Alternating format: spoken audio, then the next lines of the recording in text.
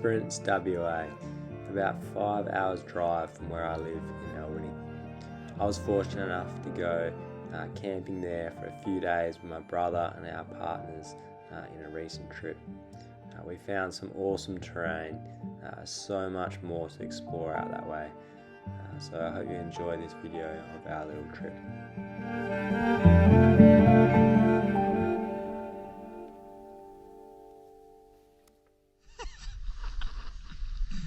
Alright, here we are, ready to roll. Lucky Bay. This is the campsite. Day one, everyone was pumped. There was no swells, offshore wind. We were just so keen to get in the water and enjoy the beauty of Esperance. We jumped in about 15 metres of water. Unfortunately, the viz wasn't very good, but we did come across some really nice terrain with some big boulders and some overhanging ledges. And as you can see, it wasn't long before this queen snapper was before me, and I managed to get a shot away. As you can see, this queen snapper fought pretty hard. He was heading for the ledges, trying to snap me off, but managed to hold pretty firmly so that he couldn't get underneath anything. And once I was clear of those ledges, I was able to pretty easily swim back to the surface and land the first fish of the trip.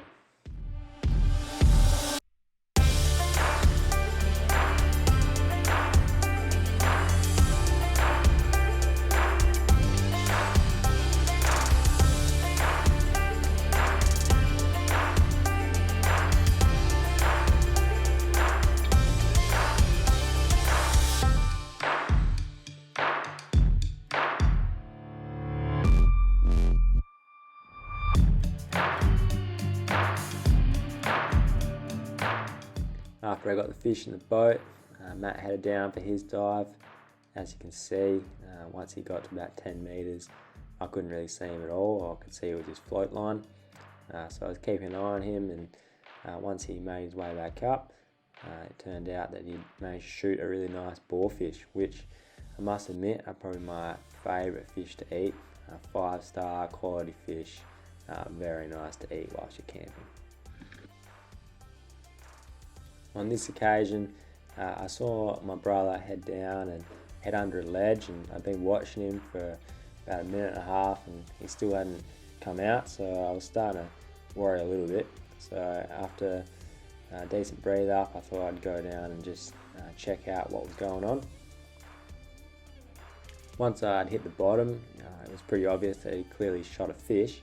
As you can see, there's a harlequin that's been shot and his gun's hanging there. But still no sign of him, so I kind of guessed at this stage that he must have popped out somewhere that I couldn't see him, and so then I proceeded to try and untangle the float line and pull the fish out for him, which is another good example of why you want to dive in partnerships. Obviously the safety aspect if he was stuck under there, but also just I was able to get that fish out from underneath the ledge. Save him from having to dive back down and tire himself out. So always dive in partnerships, help one another out, keep each other safe, land more fish. By this stage I was getting those tummy rumblings, so it was time for a feed, so we pulled up into a bay and had some lunch. Talk us through what manoeuvre we're doing right now.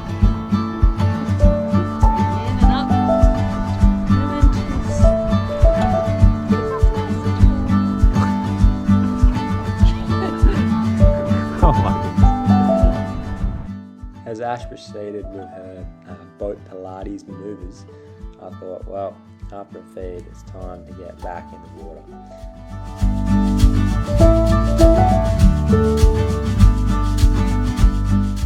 First dive after lunch, and I come across these 3 fish all sitting within a metre of each other. Queen snapper in the middle, blue devilfish at top right, and then a breaksea cod on the left. Really awesome just that they would just sit all so close to each other and so close to me.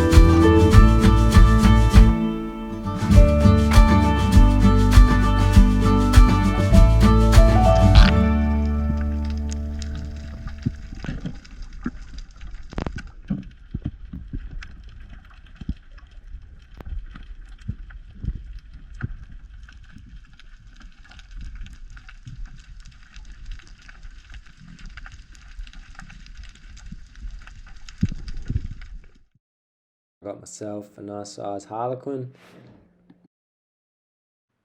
Matt got himself a nice little nanagai, which we don't see too many of whilst diving.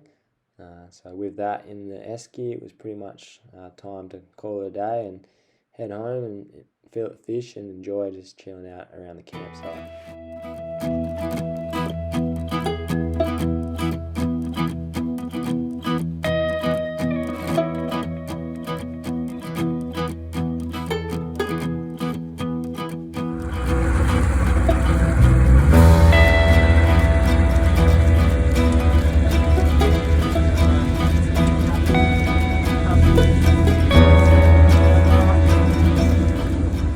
Everyone was in high spirits and the water was flat calm, so we were pretty eager to get back into the water for day 2.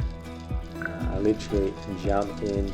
As you can see, I spotted a Breaksea cod at the bottom, so just loaded up one rubber, dived down straight away and got the first fish in the space of about 35 seconds. So that's efficiency if I've ever seen it.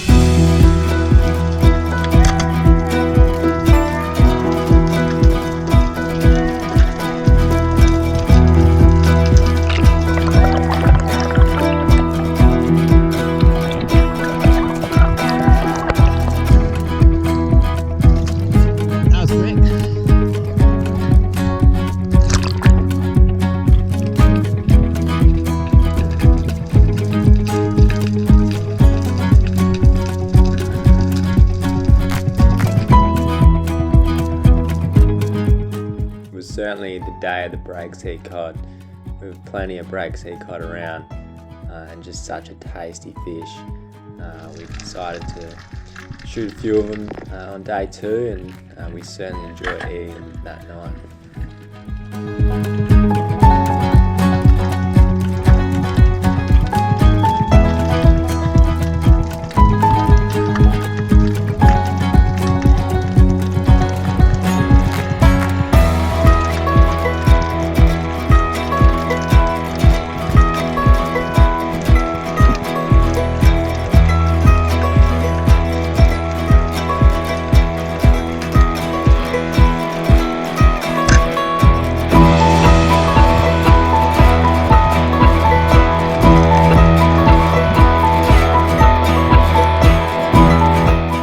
As I hit the surface with the most recent Breaksea cod, saw Matt lining up a queen snapper, a nice little ledge, pulled the trigger and managed to stone the fish. So yeah, it was a good shot by him, and we had plenty of fish before our lunch break, and yeah, it was a really good morning. Good morning continued as I dived down a nice big cove. See a big blue groper swam in front of me. Such amazing colours, the beautiful fish, just graceful in the water. Yeah, it was really awesome to have that fish just swim through, and you can see the thickness of it from behind. And yeah, he come back a few times for a look, and yeah, it was just really nice.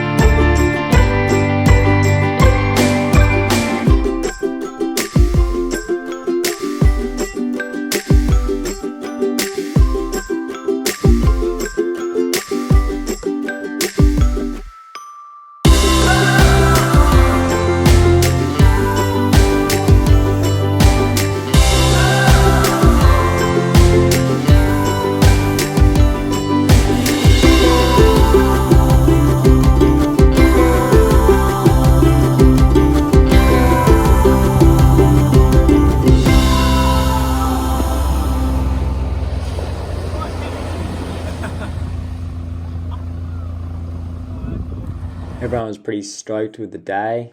So that evening we had a big cook-up. We ended up cooking the harlequin skin in oil and salt, and it really tastes like pork crackle. So if you haven't done that before, I recommend it. Really tasty. You just need a small scale fish, and yeah, it really comes up a good treat.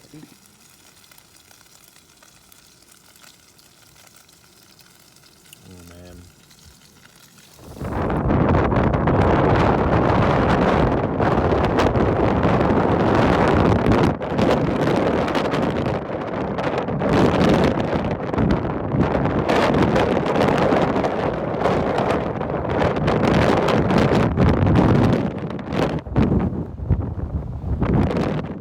Day 3, we decided to climb Frenchie's Peak.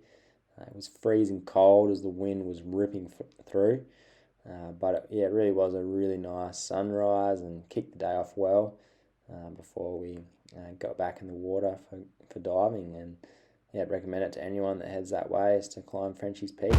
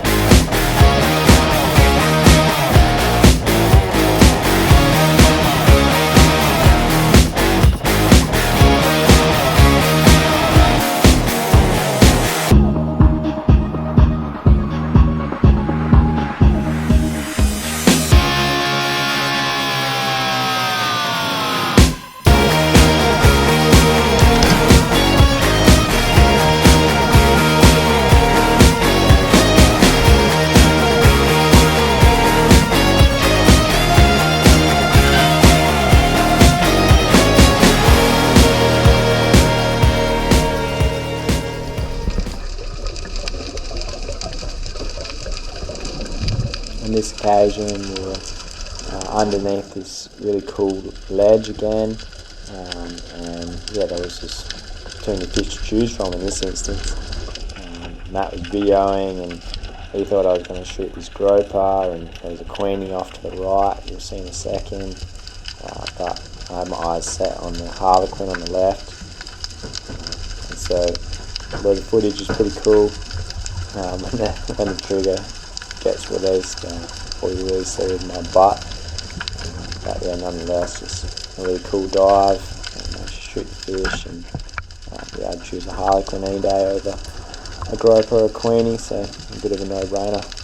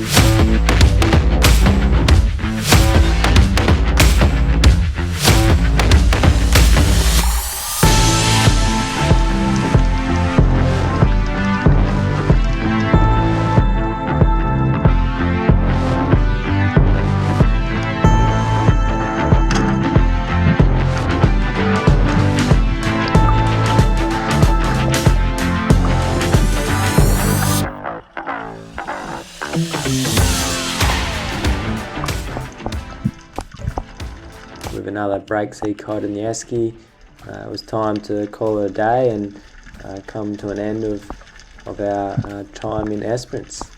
Really enjoyable trip. Certainly recommend it to anyone. Some incredible waters over there and plenty of fish and abalone. So yeah, go and have a look yourself and enjoy the beauty that is out there.